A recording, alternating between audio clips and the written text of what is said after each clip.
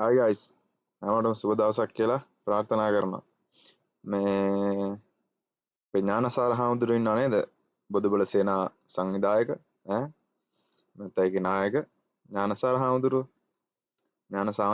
දැන් හිරේ හිම ඉඳලා එළියට ඇවිල්ලා ආයි වැඩ පටන් ගන්න තියෙනවා. හරිද? දැන් මේ කියන ඉතිහාසයේ හැම දළදා ප්‍රදර්ශනයක්ම කළේ රජ කෙනෙක්ලු. හරිද? පළවෙනි පාරට තමයි අද අන්දරේ කෙනෙක් සංවිධානය කරේ. ඒ කියන්නේ දැන් මේ පළවෙනි පාරට අන්දරේ කෙනෙක් සංවිධානය කරා කියන්නේ මේ අන්රෝගේ කෙනෙක්. හරිද? ඒ කියන්නේ කලින් මහින්ද රාජපක්ෂ කරපු එකත් රජ කෙනෙක්. ඒ කියන්නේ මහින්ද රාජපක්ෂ කියන්නේ රජ කෙනෙක් කියලා තමයි කියා දෙන්නේ. හරි. ඒක කියමුකෝ. දළදා වන්දනාවේ අසංවිධානාත්මක බව ගැන ඥානසාර හිමි වේදනාවෙන් කියූ කතාව. බැරි වැඩ නොකරන නඹරෝ. හරිද? මේ කියන කතාව චුට්ටක් අහලා මම ඉස්සෙල්ලා මොකටද කලින් මෙයාට මේ දැන් මෙයා මේ අන්දරේ කෙනෙක් තමයි පළවෙනි පාරට සංවිධානය කරේ කියලා මෙයා කියන්නේ මෙයාත් කියන්නේ මේකක තිබ්බ එකක්. ඒ කියන්නේ මේ Facebook එකේ වන්දනාමාන කරගන්න. ඉතින් ඒ දළදා වහන්සේ වන්දනාවට නුවරට ගියාට පස්සේ අපි දුටු දේවල් එක්ක විශාල වේදනාවක් වගේම ලොකු කම්පනයක් ඇති වුණා.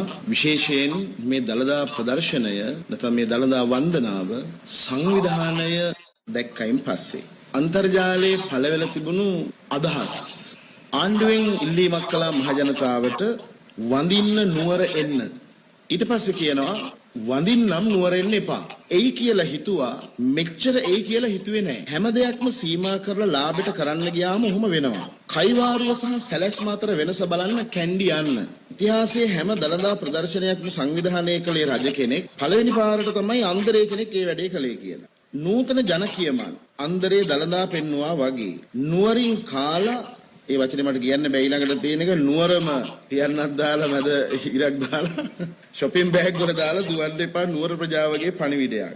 මම මේ කියන්න හදන්නේ බැරි නම් අර කියනවනේ බැරි වැඩ නොකරන් අබරෝ කියලා. හරිද? දැන් ඔයා දැන් Facebook එකේ වෙන කෙනෙක් තිබ්බ සටහනක් අරගෙන ඒක කියවලා ඒකෙන් ඇදලා නම් තමයි දැන් මෙයා මේ කියන්නේ විස්තරේ. හරිද? ඒක අඩුපාඩුකම් මොනවා හරි තියෙන්න ඇති. ඒක නෙමෙයි දැන් මගේ කතාව ඈ. දැන් ඥානසාර හාමුදුරුවෝ ඇවිල්ලා වෙන කෙනෙක් Facebook එකේ ලියපු සටහනක් ඇවිල්ලා කියවනවා. හරිද? දැන් මම දන්නේ මෙයා මේකේ මේ කියන්නේ ඥානසාර හාමුදුරුවෝ වොයිස් කට් එක දීපු එකේ එයා වොයිස් කට් එකක් දෙනවනේ. එයා දීපු වොයිස් කට් එකේ එයාට වැටිච්ච කමෙන්ට් එක කියෙව්වද කියලා. හරිද?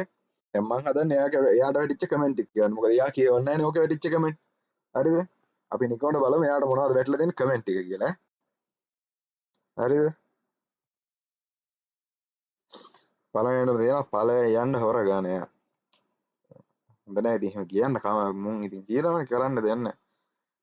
සිවුරක් ඇඳගෙන මහාන වෙලා නැති කෙනෙක්. ඒක නම් මාත් එක විදිහකට පිළිගන්න වෙනවා. හරිද? ඒ කියන්නේ සාමාන්‍යයෙන් ආම්දුරු කෙනෙක්ට සිවුරක් ඇඳගෙන දේශපාලනය කතා කරන්න පුළුවන්. හැබැයි ওই වගේ දේශපාලන හැම වෙලාවම දේශපාලනයම කරන හාමුදුරුවෝ නමක් කියන එක පිළිගන්න බෑ. මොකද බුදුහාමුදුරුවෝත් කියලා නැහැ කාගේවත් පැත්තක් ගන්න. කාගේවත් කාටවත් උදව් කරන්න කියලා නැහැ. යහපත් මොකද කියන්නේ රාජ්‍ය පාලනයකට උපදෙස් දෙන්න කියලා තියෙනවා. හරිද? නැතුව කාගේවත් පැත්ත ගන්න කවුරුත් කරන දේ චෝදනා කරන්න. හරිද? මොකද මේ වගේ දේවල් දිගටම කරන්නේ. හරිද? ඒකින්ද ඒ කියන්නේ බලන්න එකත් වැරදි වගේ දෙයක් නෙමෙයි දැන් අදහස් කරන්නේ. හරිද? ඒක එක. ඊට පස්සේ තායි තියෙනවා මේක මරුවේ. මාලිගාව වටේ රේස් පදිනකොට නෙලියෝ නාඩගම් නටනකොට හාමුදුරුවෝ බුරුමේ ඉන්ට ඇත්තේ. ඕවම වැඩි. එතකොට ඇත්තටම අපේ හාමුදුරුවෝ කොහෙද දන්නේ හිටියේ. එතකොට මං හිතන්නේ මහාන වෙලා ඉන්න ඇති වැඩි. ඊට පස්සේ තමයි මේ මහාන වෙලා තියෙන්නේ. හරිද? ඒක රිප්ලයි එකක් තියෙනවා. ඒ ටිකක් කියමු බලන්න. දැන් මේකේ ආගියුමන්ට් යනවනේ එක එක්කනාගේ අතරේ. හරිද? ඒ ටිකත් බලන්න. අන්දරේගේ වැඩ බලාගන්න ටිකක් කොහොම හිටපල්ලා. හරි. අන්දරේගේ වැඩ බලාගන්න ඔහොම ටිකක් හිටපල්ලලු.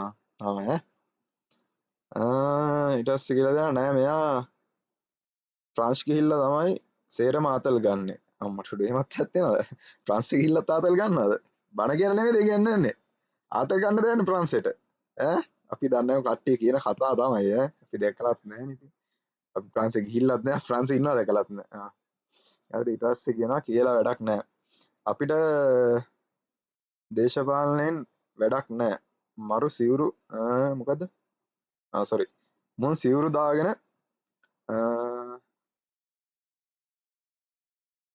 සිවුරු දාගෙන කලේම කාලෙම රට විනාශය කරපු එක ඒ පවම ඇති අපාය යන්න. අනේ අපාය නම් මන් දන්නේ අපාය හිම කියලා ගන්නත් නෑ නේද? මන් දන්නේ අපාය කියලා එකක් තියෙනවද නැද්ද කියලා. මේගොල්ලෝ තමයි කියන්නේ. මේ මම නම් හිතන විදිහට එහෙම අපායක් කියලා ගන්න නැතුව ඇති. තියෙනවා ඇති යන්න එපා. ගියා නම් ගිහිල්ලා කොහොමද ආපහු එන්නේ? ඔය වගේ මිනිස්සු මං කියන්නේ ඔය වගේ මිනිස්සෙක් ඉදිරියට ඉපදෙන්නේ මහනුලා ඉපදෙන්නේ නැහනේ. ඔය වගේ මිනිස්සෙක් ඉපදෙන්නම කොහොමද? ඔච්චර පව් වැඩ කරන්න මේ ලෝකෙට එනවනම් එහෙම ප්‍රශ්නයක් එනවද නේද? ඊට පස්සේ ඔව් ඒක ඇත්ත මල්ලි. කවුරු රටේ ජනාධිපති වුණත් කරන්න ඕනේ රටට ආදරේ නම් එයට උදව්වක් කරන එක. රට ගොඩ දාන්න එක නොකර මුන් තාමත් හොරුන්ට කඩේ යනවා. මට නම් දේශපාලනේ වැඩක් නෑ. අපිට ඕනේ ලස්සන රටක්. ඒක මරුව. ඒක ඇත්ත. කියන්නේ දේශපාලනේ වැඩක් නෑ කියලා බෑ. දේශපාලනේ ඕනේ හැම මිනිස්සෙක්ට කියන්නේ මිනිස්සෙක් ගත්තාම හැමෝම දේශපාලනිකයි. හැම මිනිස්සෙන්න මොකක් හරි ආතකින් දේශපාලනයට සම්බන්ධයි. හරිද? ඒක පිළිගන්න බෑ. එනවනේ මේ කියන කතාව වටිනවා. ඒ කියන්නේ රටේ ජනාධිපති කවුරු වුණත් ඒ ජනාධිපතිවරයාට උදව් කරගෙන රට හරි පැත්තට අරයි යනවා නම් ඒගොල්ලොත් එක්ක ඒ කියන්නේ ඉඳලා ඒකට උදව්වක් කරන එක ඇරුණා මේක හැම වෙලාවෙම විවේචනය කරගෙන දඟලද්දි රට ආපස්සට යනවා මිසක් එහෙම වෙන්නේ නැහැ. හරිද? වරුන්ට කඩේ යනවා. ඒක වෙන්න පුළුවන්. හරිද? ඊට පස්සේ කියනවා ඇත්ත අපිට ලැජ්ජයි මේ වගේ හාමුදුරුවරුන් ගැන බුදුදහම කියන්නේ හාමුදුරුවරුන් ගැන බුදුදහම කියන්නේ මොකක්ද කියලාවත් දන්නේ නැති ගොන් ඇත්ත. අන්න වැඩි. තියෙනවා නේද අපේ හැමෝටම වැටලා දෙන කමෙන්ට් ටික. මේවා කියවන්න නැද්ද දන්නේ ඇවිල්ලා. වොයිස් කට් එක විතරක් දීලා යන්නේ. ඇවිල්ලා මේවත් කියවන්න. එතකොට තේරුම් ගන්න පුළුවන්.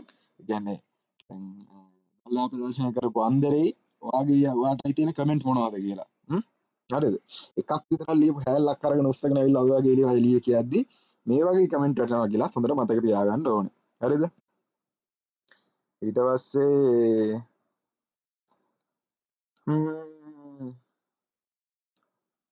ඔව් ඇහිලා තියෙනවද? ඔව් ඇහිලා තියෙනවද? මේ හාමුදුරුවෝ බණ කියනවා. අපි හොඳට දන්නවා බුදුදහම ගැන. රැල්ලට පින් කරන්නේ නැහැ. ඒක හරි. පින් කරන්න ඕනේ. රැල්ලට පින් කළා වැඩක් නැහැ. පින කියන්නේ සාමාන්‍යයෙන් බුදුහාමුදුරුවෝත් කියලා තියෙන්නේ යමෙක් මාගේ ධර්මයේ දකිනම් හෙතම මා දකි. කියන්නේ හරියට ධර්මානුකූලව හැසිරෙනවා නම් එයා බුදුන් දැක්කා සමානයි කියලා තමයි බුදුහාමුදුරුවෝ දේශනා කරලා තියෙන්නේ. හරිද? අත්තාව පිළිවෙලට උනා යකෝ. ඒත් ආව පිළිවෙලට උනා යකෝ. මොකක්ද ඒක තේරෙන්නේ නැහැ. ඒත් ආව පිළිවෙලට උනා යකෝ. වැඩක් නැහැ. සීටන් අයියා කියලා. සෙල්ටන් අයියා. වැඩක් නැහැ සෙල්ටන් අයියා කියලා. සෙල්ටන් අයියා කවුද බං? අමරු කමෙන්ට් එකක් තියෙනවා. මේක බලන්න. JVP එක දළදා වහන්සේට ගිනි තිබ්බ විනාශ කරන්න හදනකොට හාමුදුරුවෝ කොහෙද හිටියේ කියලා අහන්නේ නැද්ද? මම නම් ඒ කියන්නේ දැන් ඕක දැන් කියලානේ තියෙන්නේ. හරිද? ඔක දැන් කියන පත්‍යම් වෙලා තියෙන මිනිස්සු ගොඩට. හරිද? මම දන්නේ නැහැ එහෙම JVP එක දළදා වහන්සේට ගිනි තියන්න ගියා.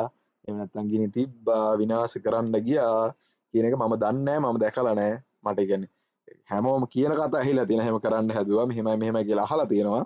හැබැයි මම දැකලා නැහැ. මට එහෙම කියන්නේ කව කොහෙවත් ඔප්පු වෙලා නැහැ ඒක.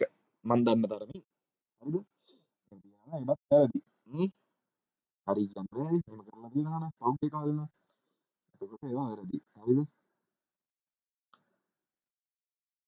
නියම කතාව. හා කත් එක්ක නියම කතාව. කතාවක් නම් මර තමයි ඈ මොනව නැත. එතකොට රහත් වෙලා. එතකොට රහත් වෙලා. හරිද? කියන්නේ අර රේස් පදින දවස් වෙන රහත් වෙලා ඉඳලා තියෙන්නේ. රහත් වෙලා වෙන කොහෙද බලාගෙන ඉඳලා තියෙන්නේ මොකක් හරි එහෙම කේස් එකක් ඈ. ඊට පස්සේ කියනවා අනේ මේ වගේ චීවරධාරීන් නිසා වෙනසේ යන බෞද්ධත්වය ජනාධිපති නිසා පළමු වරට දළදා වැඳලා ජනාධිපතිට බනින පරංගි ජාතිවාදය අවස්සන එකෙක් නෙහේ. දන්නේ නැහැ කියනවා ඉතින් පරංගි ජාතිවාදය මොකක්දයක් කියලා. රිපෝට් තමයි by count.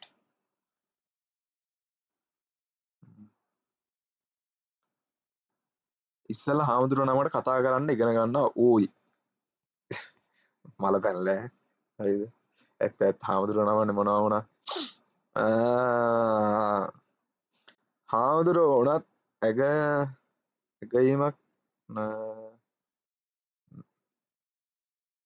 හාමුදුරුවෝ වුණත් ආගමික නායකයෙක් නම් ඒ විදියට හැසිරෙන්න ඕන නේද? ඒ විදියට හැසිරෙන්න ඕනේ නේද? හරි ඒක ඇත්ත. අනිත් අයට ආදර්ශයක් විදියට. ඒකත් ඇත්ත. ඒත් මේ හාමුදුරුවෝ හැසිරීම තියෙන විදිය හැසිරෙන විදිය සමහර වෙලාවට ඇගයීම් ආගමික නායකයෙක් විදියට හරි නෑ නේද? ඒක නම් ඇත්ත. සාමාන්‍ය බුද්ධ පුත්‍රයෙක්ට ඔහොම හැසිරීමක් හරි නෑ. මාත් ඒක පිළිගන්නවා මොනවා වුණා. හරිද? මෙහෙම ඉතින් ඒක පැත්තක් ගන්න බෑ. මට හිතෙන විදියට මම හිතන විදියට ඒක ඇත්ත. හරිද? ඊට පස්සේ මොනවද තියෙන්නේ? පළමුව බෞද්ධ හිමිනමකට ජීවදාරියා නමින් නමතා අනේ සාදු කියා දළදා වදින මෙහෙමත් බෞද්ධ. ඒකෙත් පොඩි අවුලක් තියෙනවා නැත්තේ නෑ. තමයි. ජීවදාරියා කියලා අමතලා දළදා වදින නැති අනේ සාදු කියලා දළදා වදිනවා. ඒකෙත් අවුලක් තියෙනවා. හැබැයි මෙහෙම දේකුත් තියෙනවා පුතා. හරිද? සිවුරක් දාගත්ත පමණින් හැමෝම භික්ෂුවක් හෝ බුද්ධ පුත්‍රයෙක් නොවේ. හරිද? සිවුරු කඩේ තියෙන ඕන කෙනෙක්ට ගිහලා සිවුරක් කඩෙන් උනත් අරගෙන සිවුර ඇඳ ගන්න පුළුවන්. හරිද? ඒකට සිවුරක් ඇඳගෙන පාරේ ගියා කියලා ඒ භික්ෂුවක්ම නොවේ. හරිද? බුද්ධ පුත්‍රයෙක්ම නොවේ. ඒක මතක තියාගන්න. හරිද? බුදානිත් එක තමයි මේ මගේ අදහස. බුදු කියන්නේ බුදුන් වහන්සේගේ ධර්මය දේශනා කරන වෙනුවට ආගම්වාදයේ ජාතිවාදය කියන්නේ බුදුහාමුදුරුවෝ කිව්වේ හැමෝම එකට තියන්න. සුනිත සෝපාවට උනත් එකම විදියට සැලකුවේ. හැබැයි මේ හාමුදුරුවෝ නම් එහෙම නෑ හොඳේ. ඒක හොඳට මතක තියාගන්න ඕන කට්ටිය. ඔය කියන්නේ ජීවිතේට සිවුරට ගරු කරනවා කියලා එකක් මන්නම් එහෙම එකක් දන්නේ නැහැ අහලා නැහැ. සිවුරට ගරු කරන්න ඕන කියලා එකක්. මොකද සිවුරක් දාගත්ත බවනෙන් භික්ෂුවක් නොවේ කියලා තමයි මගේ නම් අදහස. හරිද? ඒකනේ ඔය කට්ටිය සමහර කට්ටිය සිවුර ඇරියා මතක ඇතිනේ. නේද? සිවුර දාගෙන හිටපු කට්ටිය. ඒකින්ද ඒකත් හොඳට මතක තියාගන්න ඕනේ.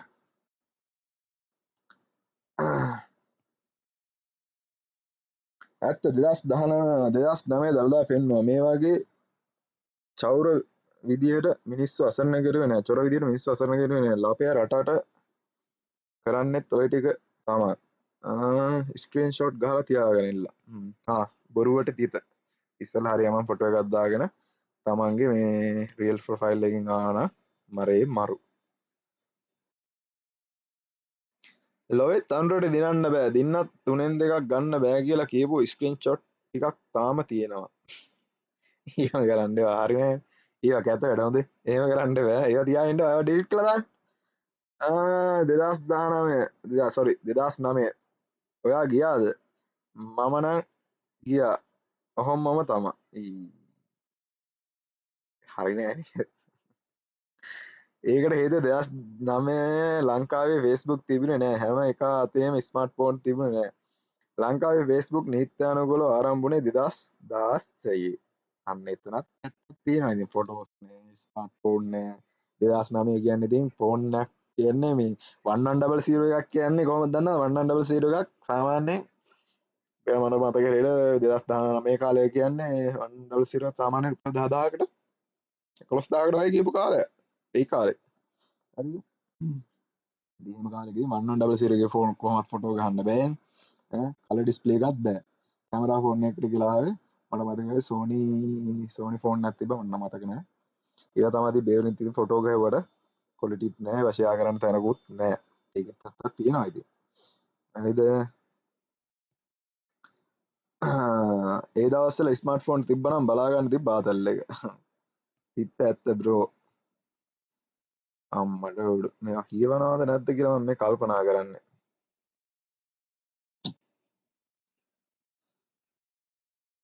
ජාතිවාදය අවුස්සලා මිනීමරපු කෙනෙක් තමයි මේ. පාස්කු මහමලකුරු දන්නවා කියලා කිව්වා. ඒවට ඒකවත් කියාගන්න බෑ තාම. ගහයි කියලා දන්නවා මෙහෙම ගහයි කියලා හිතුවේ නෑ කියපු සෙට් එකේ එක්කෙනෙක් නේද මේ. ආවා මෙතන සැලසුම් ගැන කියන්නේ. ජාතිවාදය අවුස්සලා මේ වරනවා වගේ ලේසි නෑ මේ වැඩ. ඒක ඇත්ත ඉතින්. මොනවද ඒක ඇත්ත. ලොකු ටෝක් දෙනවා කෙලින් වරෙන් ෆේක් නැතුව. ආයකත් ෆේක් account එකක්ද? බලන්න. නේද ෆේකුත් නෙමෙයි වගේ. හොයන්න බෑ. ඉතින් අපි දන්න මෙයානේ කියන්නේ මේ ෆේක් එකක් කියලා. ආයේ ෆොටෝ එක නැතිනම් දැන්නද? එහෙම වෙන්නද නේ? දන්න. මතේ ගියා නේද? ගියාද? එයා ගිහිල්ලාලු. ජාතිවාදී කාලකන්ණි ඥානසාර කටවහන් ඉදපන් සිවුරු ගලවලා. සැර වැඩිද මන්දා. මෙන්න තවත්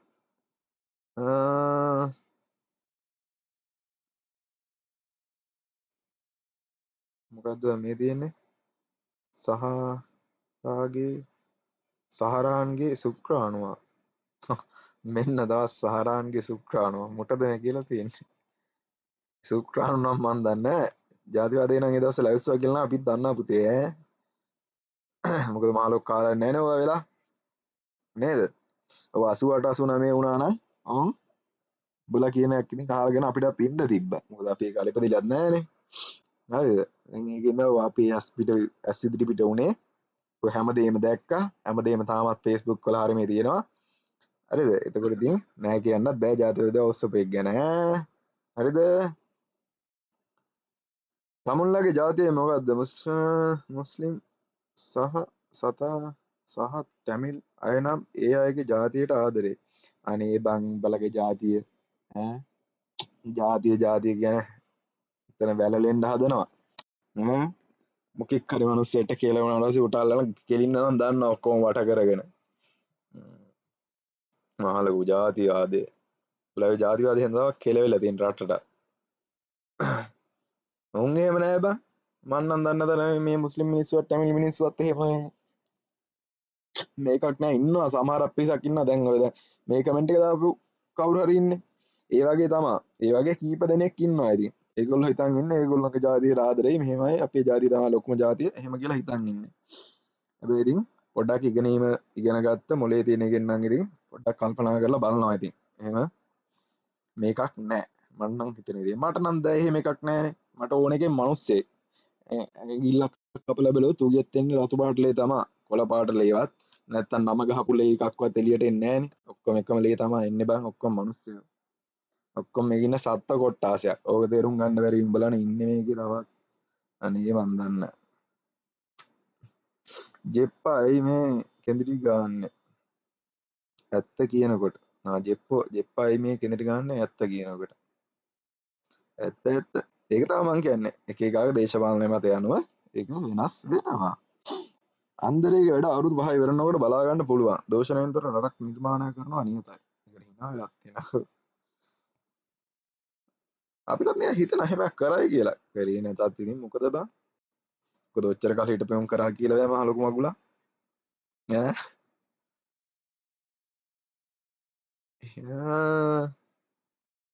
හීනෙන්ද